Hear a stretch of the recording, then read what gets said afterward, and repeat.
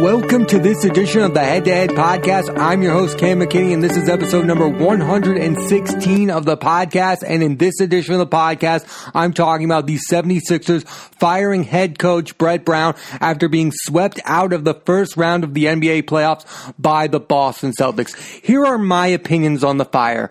I agree with the firing of Coach Brett Brown. He was given a chance to be the 76ers head coach since 2013. They didn't do that old thing that we all know every organization does when they are rebuilding. When they hire a guy, let him go through all the losing and then fire them right when they're going to be a really good team. We've seen this time and time again. The Cubs did it right before they signed Joe Madden. They fired their manager at that time and they brought in Joe Madden as the Cubs became the Cubs that we know today. You know, the Cubs that won the World Series for the first time in over 100 years in 2016. Yeah, those Cubs. The Cubs did that. The Cubs fired their manager who went through the losing and then signed Joe Madden, and that team became a World Series victory. That's not what the 76ers did right here. They let Brett Brown develop Joel Embiid and Ben Simmons and try to become a contending team in the Eastern Conference.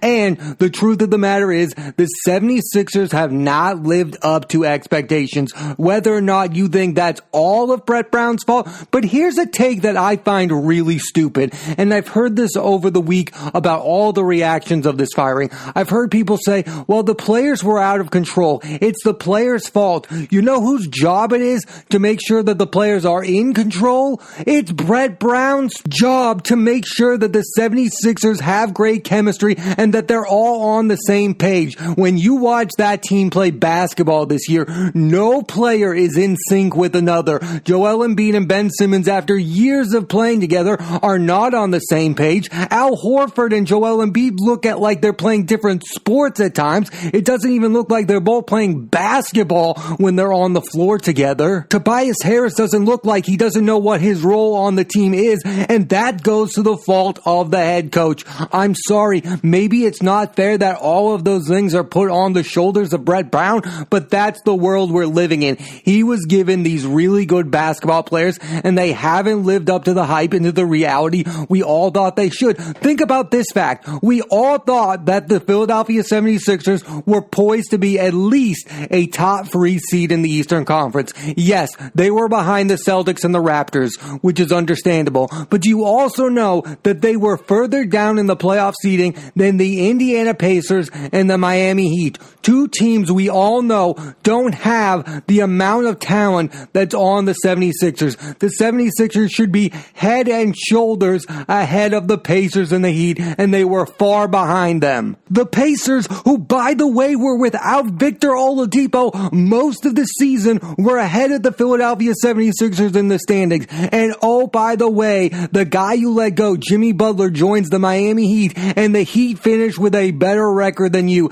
That's a telling sign that things are not okay in Philadelphia. Yes, do I think Brett Brown has become unfairly the fall guy? Absolutely, but that doesn't mean he deserved to be the head coach of the Philadelphia 76ers much longer. It doesn't mean that. I do think he's being unfairly criticized. I don't think he's that bad of a head coach. I think when people say, oh, look, he's being outcoached here, I don't think he was given a great basketball team that fits well together. He was given a lot of great talent, but I don't know how well that talent fits together. Maybe another head coach is going to come in and all that talent is going to fit together. But under Brett Brown, it didn't work, so he was fired. None of those players seem to be buying into what Brett Brown was selling. Now, whether or not you think that's Ben Simmons' fault, whether or not you think that's Joel Embiid's fault, they were not buying in. And most people seem to think it's Joel Embiid's fault, that he really wasn't buying in to what Brett Brown was selling. That's a fair point, but in today's NBA, the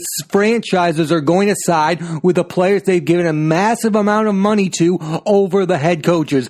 That's the reality of the world we're living in right now. I think the Philadelphia 76ers gave Brett Brown a fair amount of chances to turn this team into a legitimate title contending team. And although there were signs of them being really good in past regular seasons, this year to me was the most disappointing, and they are not going in the right direction. So things needed to be changed. This was a telling year. You lose Jimmy Butler. You're wondering where this year is going to go. You have Tobias Harris. You brought in Al Horford, which some some people thought was a great signing, and I at the time thought these two pieces in Horford and Embiid do not work well together. You should not be getting bigger while the rest of the league is getting smaller. The Philadelphia 76ers' biggest issue this year was their lack of three-point shooting. Yes, they had Josh Richardson, Al Horford, and Tobias Harris as their primary three-point shooters.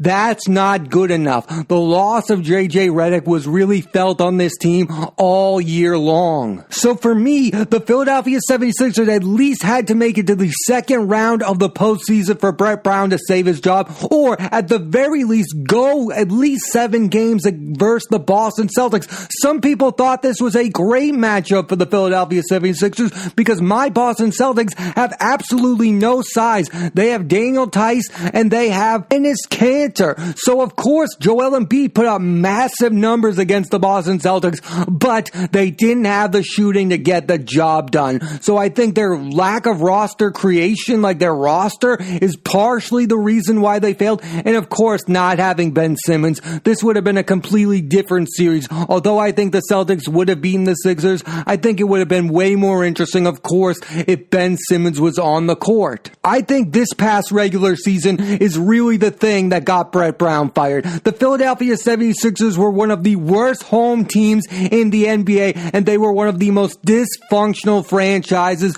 this past season. I mean, they were like the Celtics of last year, watching the Celtics being like, oh, I hope they turn it around in the postseason. Kyrie's talking about it. We all think this team is finally going to live up to their potential, but then the thing that's been happening all year long happened in the postseason, just like it did to the Boston Celtics of last year. They fell apart and they got blown out by a better team. With all that said, let's look at the thing that Brett Brown has no control over. This past off season that the Philadelphia 76ers had, I think we'll look back as historically bad. The GM of the 76ers, Elton Brand, had a historically bad off season. He let their best three-point shooter, JJ Redick, leave to go to the Pelicans. He traded away Jimmy Butler, and he gave Tobias Harris a max contract, and then he signed Al Horford to a max contract. Let me be loud and clear. Al Horford and Tobias Harris may be the two worst contracts in the NBA, and they are both now members of the Philadelphia 76ers, and it doesn't look like anybody is going to want to trade for those bad contracts. Tobias Harris could not have had a worse postseason for the Philadelphia 76ers,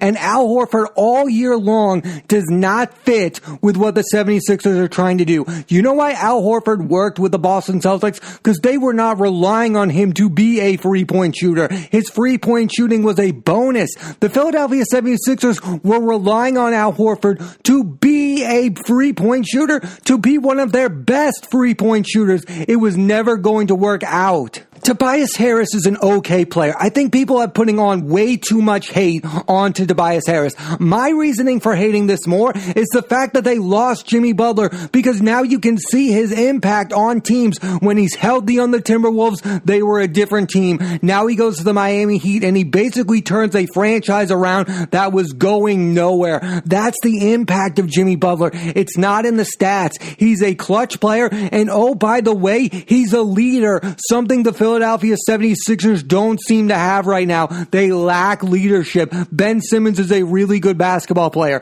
Joel Embiid is a really talented basketball player. They don't seem to have leadership qualities, though. Their team is falling apart. This team needed Jimmy Butler to take control over it. I do think Jimmy Butler is a way better basketball player than Tobias Harris, and he fits better with this team, but I think his other qualities are what the Philadelphia 76ers are desperately lacking that they could have used. They could have used Jimmy Butler to be the leader of this team moving forward. They should have ponied up the money. They gave up a lot to get Jimmy Butler, and then they just let him go to the Miami Heat, and he turned them around, and they're going in the wrong direction. Think about this. I think over the next 5 seasons, the Miami Heat are going in the right direction, and the 76ers might be going in the absolute opposite bad direction. Think about that. So absolutely none of that is Brett Brown's fault. It's not his fault that his general manager signed two of the worst contracts ever given to players up until this point.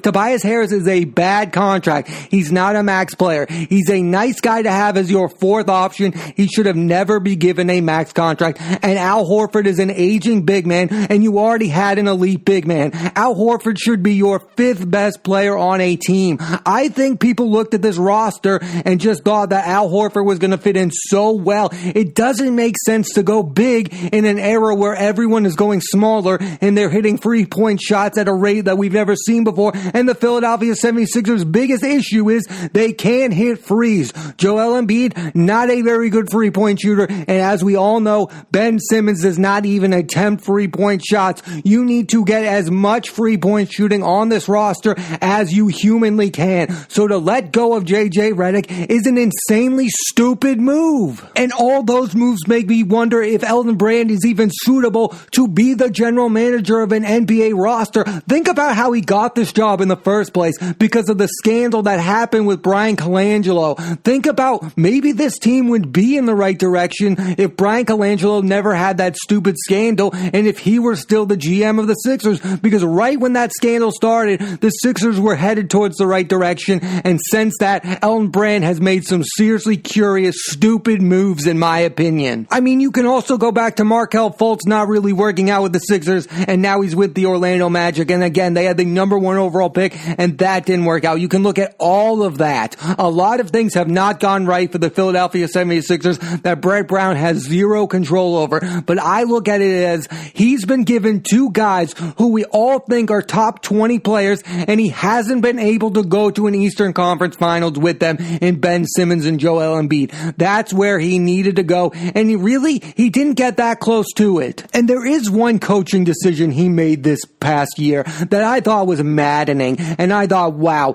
this really needs a change. He decided that Ben Simmons should no longer be the point guard of this team. Ben Simmons is the best passer on the team. I don't care if he can shoot a lick. You need to make it work so that Ben Simmons can be the primary ball handler for your team. That's how special I feel Ben Simmons is at passing the basketball. And again, I've heard recent reports that they want to keep Joel Embiid and Ben Simmons together. If I were them, I would pick Ben Simmons over Joel Embiid. I'm building my team around Ben Simmons, and guess what I'm doing? I'm putting a ton of 3-point shooting around him so that I don't have to worry about the fact that he can't shoot. I have him and I have 4 elite 3-point shooters around him. That's where I would go moving forward. That's not an indictment on Joel Embiid's game. I just don't think the two of them fit well together, and I need Ben Simmons to be a point guard because that's the special quality he brings to the game of basketball. He's an elite defender. He can attack the basket, but he's also a one-of-a-kind passer.